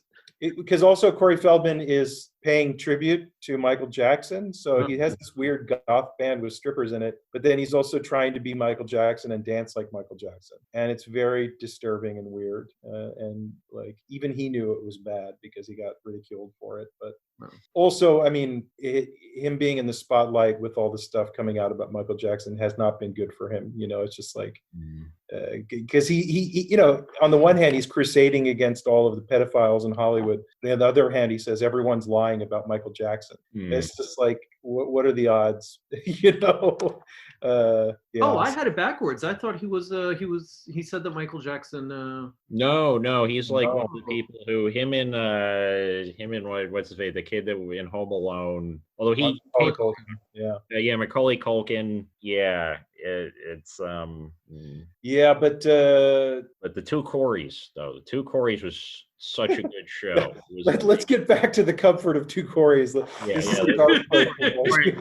Right before the one Corey dropped dead, and then they had to retool the third season as Weekend at Corey's. Now, wow. The 90s were edgy. I grew up. Yeah, no, I'm a product of the edge, I guess. But Me too. but no, it I'm was just all like about things being Little Bear or extreme something. back in the days. Nothing would happen on this show. Like it Yeah. would be like, oh, we all want to get groceries, but I want to do it at this time, and the other Corey wants to do it at this time, or like the other Corey's wife. It is like literally like you ever seen Coupon the movie, that Mr. Show sketch where just a lady buying a coupon for 10 minutes? And it's that, Sounds great. but for 2 seasons worth of TV. It's like there's something like very zen about like watching nothing happen. It's like in Seinfeld when they would say they were going to do a show about nothing, or Yeah, no, the Two Corys is one of the few, like the 3 great shows about nothing are that, Little Bear, the cartoon, because every episode is just like Little Bear meets his friends. There's no conflict, right? Like this is like, we're gonna make soup. Cool, I like soup. Let's go make the soup. They make the soup, they eat the soup. And the other one was What About Brian, which I think it was supposed to be about some guy's like mid-20s life crisis, but they just forgot to add conflicts or anything happening, basically. So it just, my mother used to watch it all the time. But I remember I could just like watch it, and it was just sort of this. It's kind of like placid in a weird way because there's no conflict, nothing happens. Yeah, like that's an actual show about nothing. Yeah. Or like Bob Ross. Bob Ross had a show about nothing. I have very vague memories of it, but the Gary Shandling show in the late '80s. Was also a kind of show that was always in quotation marks, right? Like, it's Gary Shandling's show. And the song was, "This is the theme to Gary's show." Right. Yeah. This is the music that you hear as you watch the credits. Exactly. It is. But I think they did have sitcom plots on that. Like, yeah, that had some pretty involved. They had a couple pretty involved plots. I need to rewatch that, but I want to get better copies because I have like off the air copies from the 80s, and that DVD went out of print really quickly. Yeah, Matt, you just touched on one of like Dan's favorite. I'm getting a sense of it. Yeah.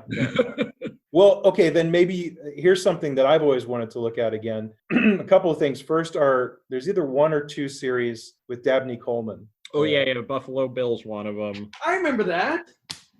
Yeah, Buffalo Bill. And then a show that I really liked that I think only lasted 1 season. Let me get the big book. Was the spin-off of Cheers with Dan Hedaya. You know, Carlos, Nick Tortellis. Called the Tortellis. Yeah. The Tortellis. Tortellis was great. Yeah. It was really funny. Oh my God. Oh. But Buffalo Bill, but I swear to God there was another Dabney Coleman show, but I can't remember what it was. There was another one. It was on around the same time as the sketch shows I was talking about on Fox, because somebody mentioned it in an article I read the other day, because that's all entertaining podcast material. Mic drop. No, but it's in here somewhere probably. This is the Bible of TV shows. This is the last one they printed. The most recent I could get was 2008, but it's got the primetime schedule for every major network starting from 1952. So I'm going to figure this out. What is it called? The complete. Dan is holding a very thick book. The Complete Directory to Primetime Network and Cable TV Shows, 1946 to the Present, by Tim Brooks and Earl Marsh. Yeah, we had an earlier edition of that when I was growing up. We had that book. We also had, like, every year we got the Leonard Maltin movie guide. Oh yeah, or like the Video Hound ones, or those things. I have a Leonard Maltin one at home that I've been slowly writing a porn parody title for every movie in the book over the course of about 4 years. I still have this party trick where I can tell you Leonard Maltin's rating within a half-star accuracy. Assuming I've seen the movie, I can guess Leonard Maltin's star rating. Well, what do you think he gave to Party Girl? Oh, if the safe bet is 3 stars. Okay. Oh, all right. All right, here I we don't know how to go. look it up. Is all this stuff online? Oh, Dan's got the book. Wow. Wow. Now that I've bragged about my party trick, I'm about to find out. Yeah. I mean, let's see if it even got reviewed, because I feel like he was only reviewing stuff that got home video releases, but maybe not. Oh, okay. All right, I've got to find Maybe something. this did get a VHS release. I don't think it did, but Okay, Beneath the Planet of the Apes. Oh, I haven't seen it. Oh, okay. Um, he probably didn't review Frogs. Oh no, he gave Frogs 3 stars. You think so? Yeah, I'm pretty sure. All right, all right. Line per no. Oh wait, no. Party Girl, 1958, 3 stars. Wow, nailed it. Nailed it. Says crooked lawyer and showgirl try to break free from Chicago mob life. Charisse has a couple of torrid dance numbers. Ray's stylish treatment has won this film a cult following. CinemaScope. He didn't mention the vagina. No. Okay, look up Frogs. Look up Frogs. Okay. 3 I stars. mean, I feel like if you're going to write a book this size and watch this many movies, you're probably not spending a lot of time thinking about the vagina. In more ways than one. Well, that book is PG, so you can't talk about vaginas, right? I mean, I don't think the book got a rating. I don't think the MPAA cares about Yeah. Leonard Maltin. Got it. But One of my favorite things about Malton's scale is that he has bomb. Bomb is a scale, and it's when he gives it no stars. oh yeah, that Chris Gow does that too. Yeah, right. And it's funny because I met this film programmer in San Francisco years ago who would show like exploitation films on 16 millimeter, and he said to me, "Yeah, that's how I pick what movies I'm going to show. I just look at Leonard Maltin's bombs." Okay, so what do you think he was going to give Frogs? I said 3 stars. 2.5. See, Wow. half-star accuracy. Wow. Who would give that movie more than 1 star? Patriarchal Meland has been destroying bayou wildlife, and now all the swamp critters are out to destroy his whole family. Dumb but enjoyable thriller, and apparently is rated PG. Yeah, dumb but enjoyable. That is the movie I saw. I mean, look, Maltin is pretty predictable. He doesn't. He's not a Gene Siskel. Yeah. All right, wait, one more. You remember how Gene Siskel said that Babe, Pig in the City was the best movie of the year, and then he died of a mysterious brain condition like shortly thereafter. And I think it's because he actually was touched with like celestial, an insight, because that is a masterpiece. But like he really went out on a high note there. I don't think I ever saw Babe 2. Babe, Pig in the City is great. It's really just absolutely splendid.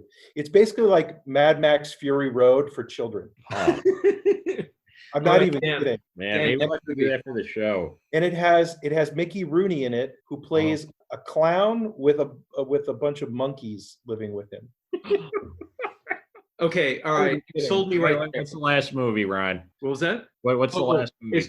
Ishtar. Ishtar. Okay, Matt. 2.5 stars. No.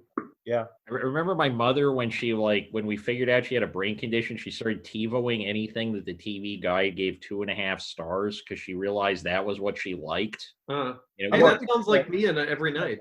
Yeah, I'm a big fan of 2.5 star movies. Yeah. Yeah, let's see. I only watch good movies with you guys or another friend of mine. When I'm on my own, I'm watching, it's all 2.5 star movies, mediocre comedies. I mean, half the time I'm just watching the attract screen on like video games. Not working. And the rest of the time you watch Degrassi. Oh yeah. I don't know if you told Matt about that. I finished all of it. Like all of it. Like I've only seen the first. Plus. Oh wow, that's a lot. That's a lot of Degrassi. What was it? 5,000 hours? Something like that. Yeah, I mean it's like it's a lot of TV. There's at least, because there's 70 episodes of the original run plus the movie, and then there's 14 seasons of like 20 to 40 episodes. And do you have any insights? I don't know enough about Degrassi.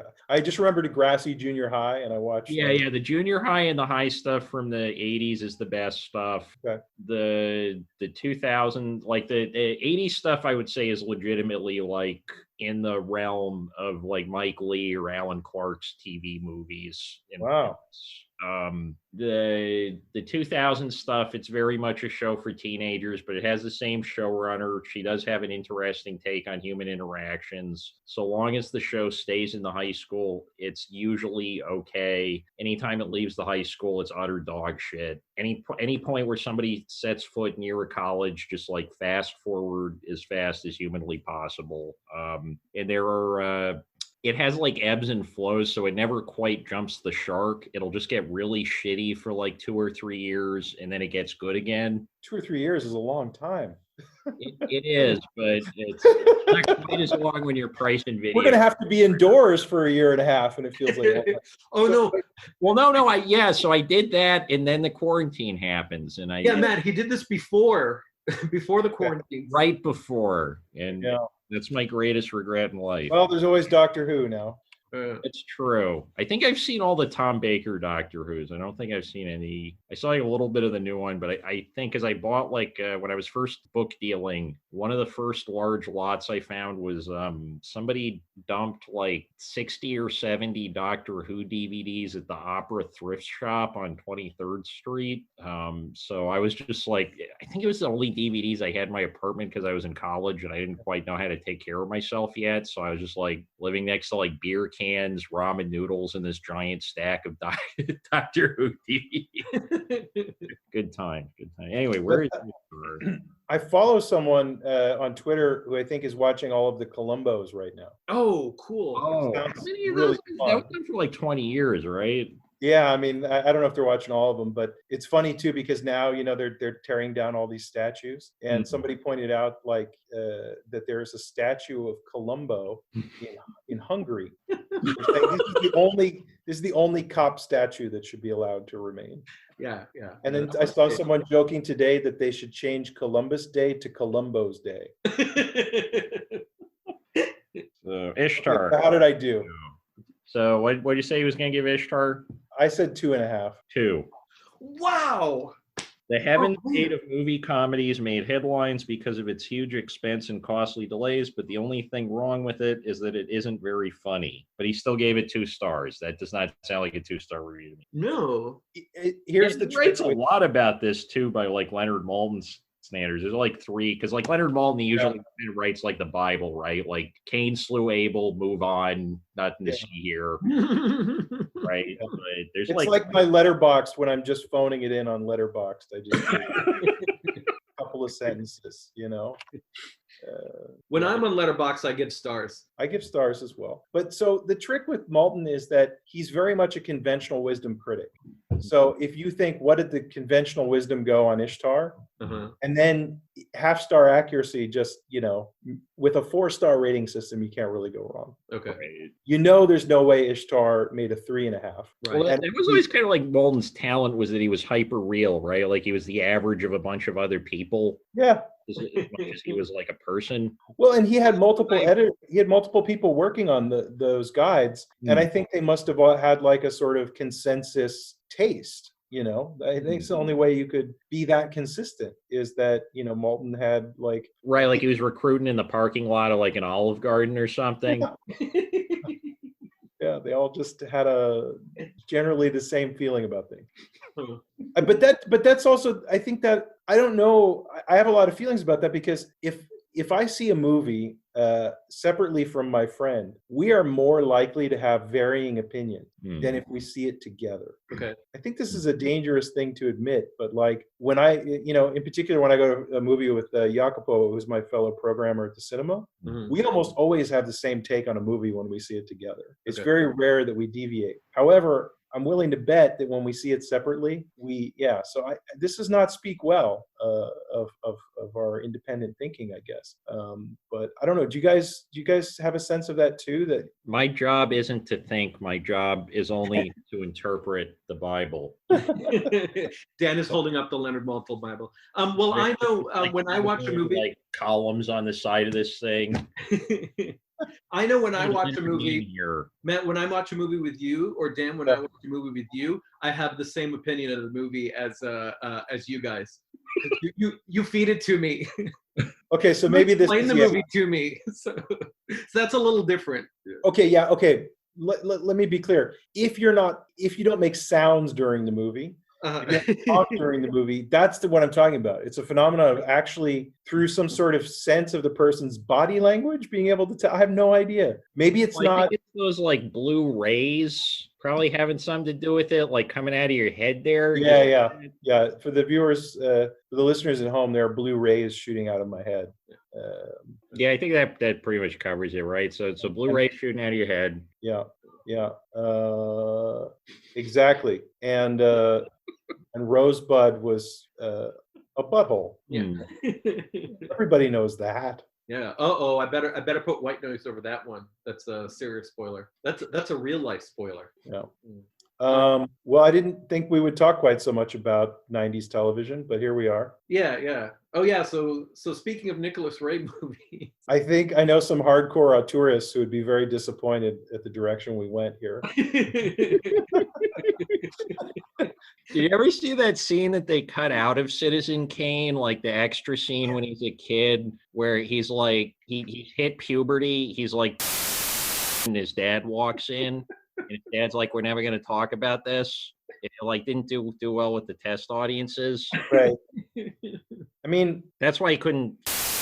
That's why the dad's from the beginning. Like the dad gets a bad rap. Yeah. But if you saw the things that kid was. I mean, you can see why Hearst was so upset by the film. I mean, it's pretty clear. And just in that scene. Speaking of Orson Welles, man, I just saw one of the weirdest clips. It was Orson Welles guest hosting a talk show in, I think, the early 80s when Andy Kaufman was on Taxi. And it's Orson Welles interviewing Andy Kaufman, which sounds more interesting than it is. But like, Orson Welles is not a good interviewer. Because he just sits there and tells Andy Kaufman how brilliant he is. Meanwhile, Andy Kaufman's trying to do his shtick, and it's just very painful. You know why you're so brilliant? It's just like, and it goes on and on and on and on and on. And he's basically just telling him he loves the foreign guy character. He says, "Oh, that it's so rich and layered," and Andy Kaufman's like, "Yeah, thank you." Like, I don't have a good memory of this. Was Taxi really that great? I mean, no. Okay, I have it. I have like a season or two. It's okay. Because Orson Welles is going on about the great ensemble and how everyone on that show is at the top of their game, and I'm like, it's like a little bit better than Soap. It's like Judd Hirsch, Christopher Lloyd. I was trying to think of who all these geniuses were that he's talking about.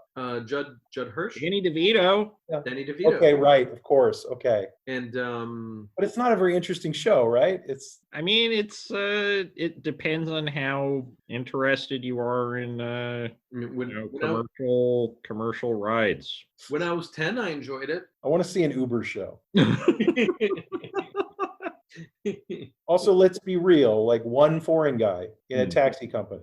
Also, would Andy Kaufman's foreign guy character be problematic by today's standards? Ooh. Okay, not offending. What was that? The question, like, what nationality or ethnicity would he have been offending? It's not clear. It's really not clear. Although he did offend a lot of feminists with the wrestling thing, with the wrestling women thing. That was definitely a thing for him. I mean, the other question is, like, if it is in fact a place, can we in fact confirm that Andy Kaufman was not from there? No, yeah, they never say where. I don't think they ever say where he's from. No, okay. Tony Danza was on Tony it. Danza, right? That's what I was saying. Another genius from that show. Yeah. Carol Kane. Carol Kane. Yeah, but these people are all better in other things. Okay, fair enough. Yeah, that's what I don't get. Like Orson Welles is going on about how great it is, and then apparently there is an episode of Taxi where they show Latka's home country, and he's talking in made-up language with his mother, and Orson Welles goes on and on about what a great piece of cinema this thing is. I don't know, man. His brain was so pickled at that point. I have no idea. His brain was so full of peas. Weird. I love a good awkward. Do you ever see that short film where it's Godard interviewing Woody Allen? It's just called Meetin' W.A. It's like the story I heard was he made it as a way to kind of like convince Allen to keep doing that King Lear movie he made in the 80s. Oh God, I saw that in a theater and I was so confused. Yeah, I also saw it in the theater. I have no idea what was going on there, but yeah. So they start the interview. Godard cuts to the middle of Alan answering something with no question present. Alan just says something about what? Well. You see, I kind of. I see the edit titles in my movies as a literary device, and Godard just gives him like the worst death stare I've ever seen a person give a person. And then he just keeps cutting like random halves of sentences for the next half hour. And that was supposed to be the press junket for Hannah and her sisters. I think it was actually. They just sent that to reporters just like, Because those came out around the same time, King Lear and yeah, 86-ish. So it's just like it's like a prank call soundboard practically, except for there's this bit in the beginning with Godard. He like puts his silhouette in front of a window with Gershwin playing, and he's like, Jean-Luc Godard star log, blah blah blah. I thought about a movie today, like he's doing a Star Trek thing. halfway between like Star Trek and Histoire de Cinema, like the kind of rambly guitar. All I remember about King Lear was he had patch cords on his head. He had like RCA cables on his head, and he was playing Lear. And I think Molly Ringwald was in it. I don't know. Well, he made that like right after he made his fake Jerry Lewis movie too. That one we need to do for the show. Wait, I'm confused. Is the King Lear movie, is it a Godard movie or a Woody Allen movie? It's a Godard movie that Woody Allen acted in. Okay, Yeah. Okay, got it. All right. Oh yeah, Matt, Dan and I. Seeing the movie won't clear up anything else for you.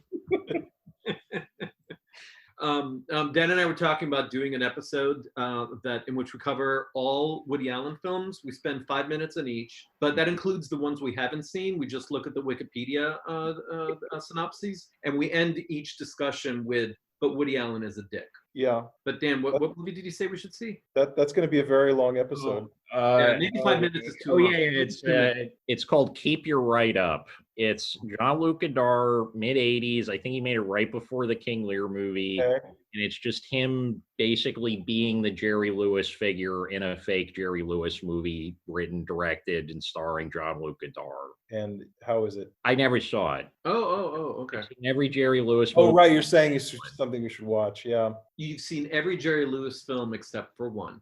Right, The Day the Clown Cried. Well, also that one, but right. when The Day the Clown Cried comes out, we will celebrate. Is it ever coming out? Yeah. He said the Library of Congress has it, and they are authorized to let the public view it under some circumstances 10 years after his death. So if we can all survive the pandemic, climate change, and nuclear stockpiling for at least another, I think, 6 to 7 years, we will get to see the day the clown cried. Great. So in case all of you out there were kind of like, I have nothing to live for, you very clearly do. Day the Clown Cried. It's coming out not this summer, many summers.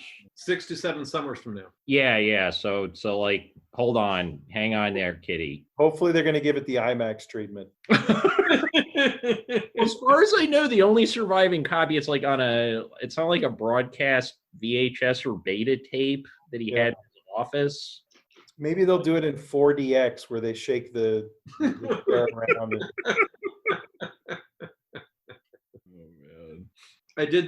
We watched, what movie did we see? Was it one of the Avengers movies? Yeah. When I visited Matt in Amsterdam, we went to see that in 4DX. And what is 4D? Does that just mean the movie takes place over time? No, it's 3D plus they have all of these annoying like amusement park things, like the chair moves around and the chair punches you in the back and vibrates, and vapor sprays in your face, and there's strobe lights near the screen. It's all kinds of stuff. So kind of like the theater turned on everybody's cell phones. Yeah. Experience wise. I think it's funny is like there was still a guy sitting next to me who was completely passed out, probably from eating a pot brownie. Yeah. For like the entire 2.5 hours of the movie, and I was so jealous of the guy because I had no, it would have been rude of me to turn to Ron and say, "Who's that? Who's that? Who's that?" That's like I'm like I feel like my grandmother watching something, like when I see Avengers and there's like 45 characters and I have no idea what's going on. Yeah. And then the chair is punching me in the back, and there's things my face is wet, and yeah. It wasn't pleasant. It wasn't pleasant, and the movie wasn't very good. So It reminded me about the importance of theatrical exhibition. What's that? Okay, so we did an episode of going through Ron's old comic books. And he told me that the way that he used to buy comic books in the 1980s was by which one looked like it had the most superheroes, because he was going to get the best value for his money. And I feel like if Ron had been an executive at Marvel, things would have turned out the same about. That explains why Ron is so into this idea we have of the ultimate cross franchise movie, where we combine James Bond, the Avengers, the Muppets, Star Trek, Star Wars. We just combine it all together. My friend Dylan Pastor is saying, like, make kind of like Avengers, but with mumblecore movies. You have like 5 people make their own low budget mumblecore movies about their high school friends or whatever, and then at the end of it, there's a movie where all the people from the different movies like meet each other for some reason, like there's a concert or something. Yeah, and you can like piggyback off the no commercial success all of the. I mean, I guess Kaveh Zahedi kind of has a cinematic universe, because there's like Kaveh Zahedi movies that he didn't direct. that just in as himself, or as yeah. So they're still about him as Kaveh. Yeah. It's still. I mean, they look kind of like the shooting style's a lot different, but the overall vibe, it just feels like like he seems to be like the dominant flavor when you put him in a sauce. A guy that I dare you guys to have on is Eric Schaefer. Do you know who Eric Schaefer is? It sounds familiar, but yeah, if you can get him on. Was he the guy in Seattle? No. Okay, no. Tell me, who's Eric Schaefer? Eric Schaefer is this guy. I think he's a New York filmmaker, and he made one movie that was a mild indie success, and then afterwards he made a series of increasingly autobiographical romantic comedies where he's basically playing a variation on his own personality, and he's absolutely narcissistic and horrible, and yet the women in the movie are always throwing themselves at him, and they get increasingly dark. And then the last thing I saw, like, Schaefer had a reality show. I think it might have even been on a cable network, and it was called "I Can't Believe I'm Still Single," and it's all about him trying to date. I don't know the total story on this guy, but his movies are fascinating to watch because he has such a strong voice, and he's such a repellent but like charismatic presence. And because he's working in the vein of romantic comedy, his stuff is just incredibly weird to watch, right? Because they're supposed to be sweet and they're supposed to be funny, but he's this kind of like intensely narcissistic character in all of them. So it's almost like oh shit, do you ever see that Albert Brooks movie, Modern Romance? Yeah. Like it's just like that scene where he's walking through the mall and he's just buying all the crap to leave at her door. It's just like, it's the least romantic movie I think I've ever seen. And I said, it's like that. Like, I mean, Albert Brooks is self-aware. This guy is not. Like, okay. Literally, this guy plays a taxi driver, and a supermodel falls in love with him. And I think, that's the story, right? And it's all about. So this is like, what if Travis Bickle wrote the movie? Yeah, kind of. But what if also Travis Bickle was super hyper articulate and neurotic? Like, not, it's not like he's not threatening. It's more like he'll talk you to death. And then as his films go on, they become a little bit more exhibitionistic. And then in later films, it's not just that he's seducing the supermodel; it's that he wants her to fuck him with a strap on, right? And it's just put in the movie. They like it say that explicitly in the movie. Show a scene of her doing it, and there's a movie where he's, going to dominatrix to get choked, and it's just part of a romantic comedy. It's. I guess as long as he leaves the footage in the movie, they can't, like, the studio or whatever can't accuse him. There's no studio here. This is the guy is like making indie movies. He's independently wealthy. I don't know what it is. Yeah, he's able to just make these weird films, but they have their own universe. I'm sorry. This is we're going deep. Going deep into my obsessions now.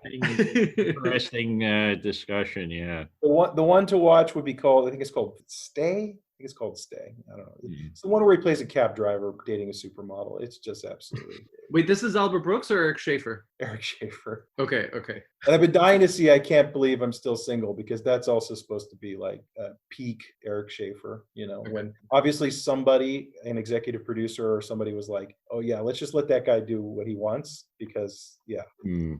it'll be compelling to watch him fail dating. So we've got to do an episode about just a whole bunch of Eric Schaefer films, or maybe no, we absolutely do not. Watch one or two. What I would recommend is watch one of them, and then if you like this particular, if you like the particular pain that you get from watching it, Uh-huh. then watch another one. All right, then just send them a blind Facebook message. It's a form of self-harm, is what I'm saying. Like these Okay. movies are the character's hateable character. The filmmaking is ridiculous. Yeah, but I love that stuff. I can't watch enough of that stuff. Oh yeah, there's like a level of like there's a level on which I feel like film becomes deeply personal that it can only get to if the person lacks any self-awareness. Exactly. Like the thing Henry James said, like you can tell it was a good writing tells you what it's writing about, bad writing tells you about the author, but if the author's like more interesting than the movie, yeah, and the worse the movie is, the more I find I enjoy it. Yeah, it's definitely the case. I screen movies for a film festival, and I'm the first person and sometimes the last person that will ever watch those movies. And I've been doing it now for, I don't know, over 10 years. And, most of what I'm seeing is people trying and failing to do a more successful movie.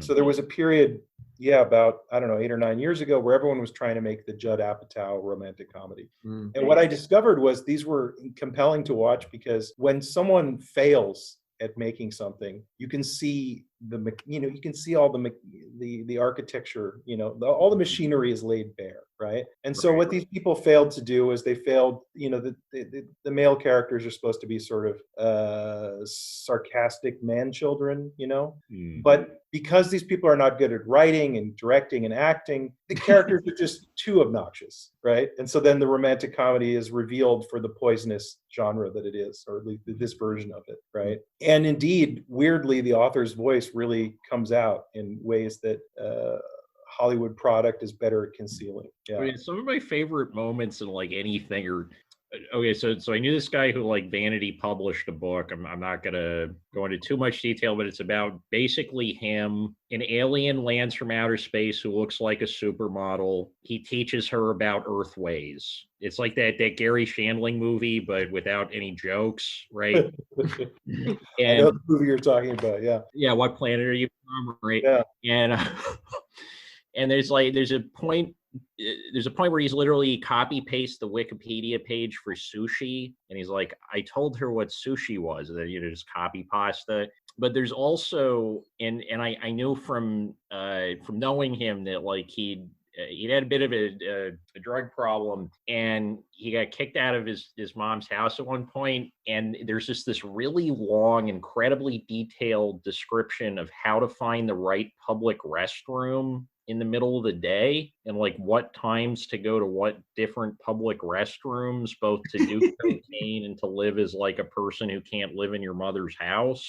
And I was like riveted, and I was like, why can't the rest of the book be that, but yeah, they don't know what the best part is. Right.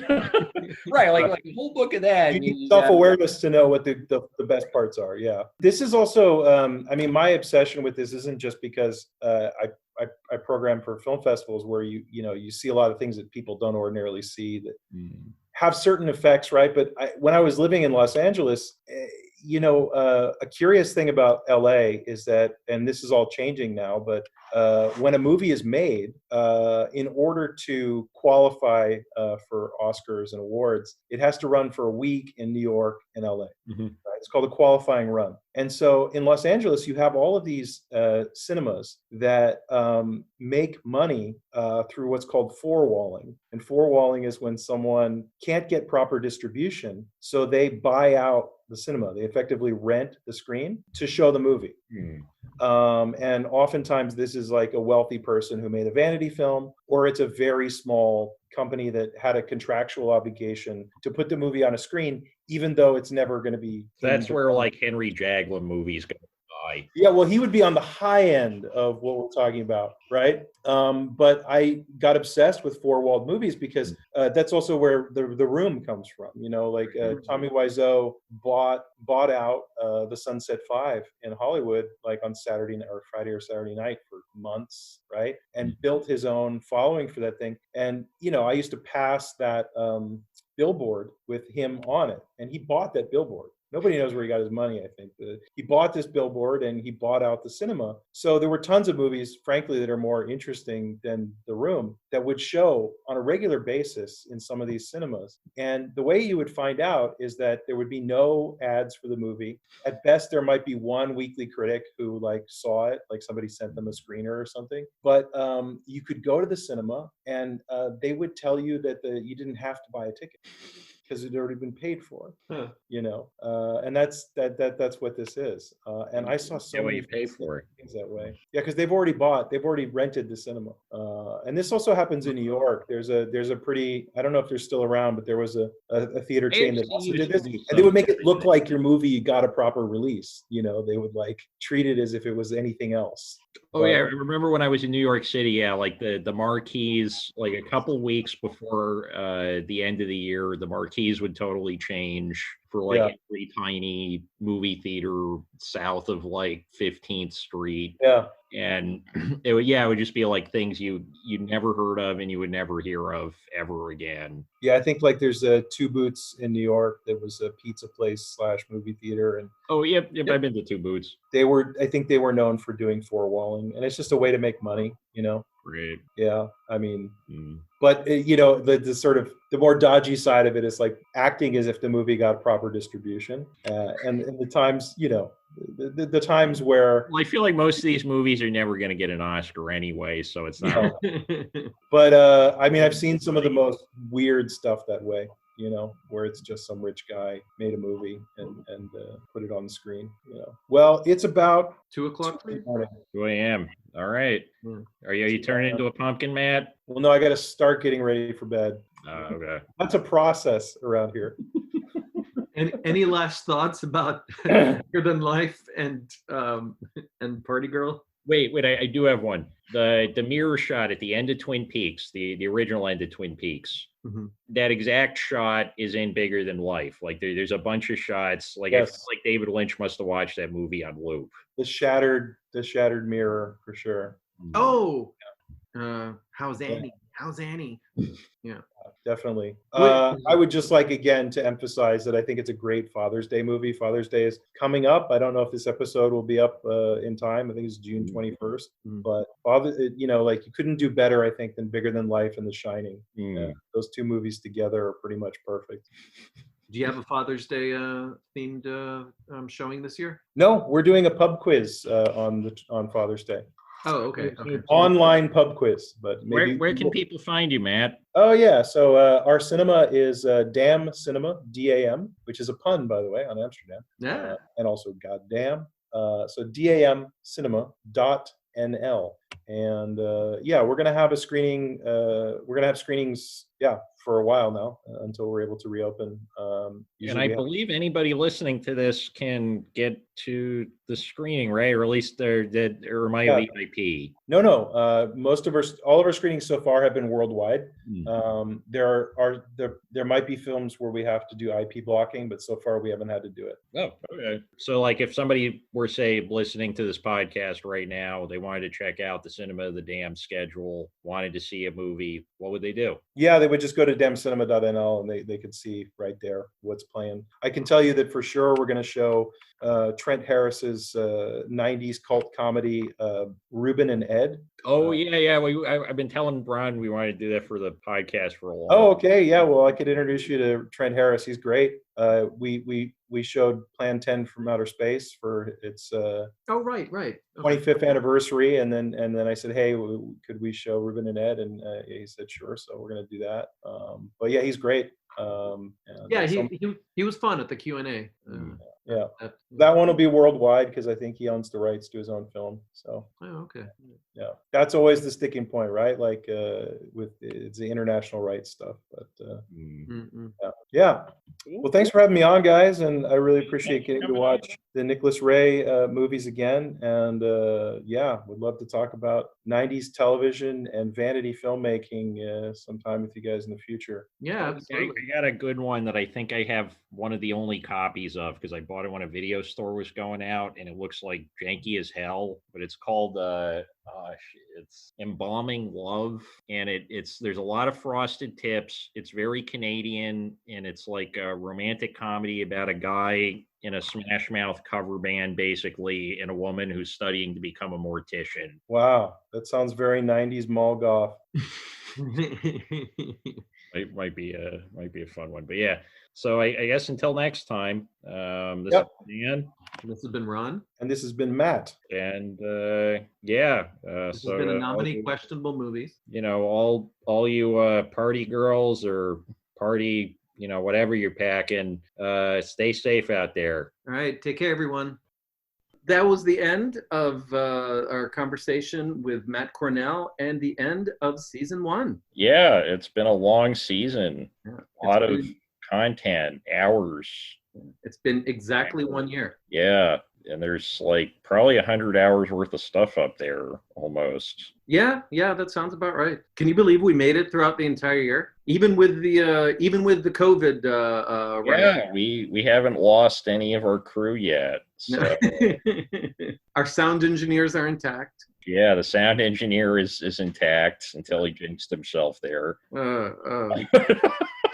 Yeah, I feel like we've talked a lot about a lot of important things, a lot of cultural landmarks, milestones, iconic moments. Said some the occasional mildly inappropriate thing on topics we shouldn't have gone near. Right. By the way, Dan, Mhm. you know what? What? Rosebud is a sled. Huh?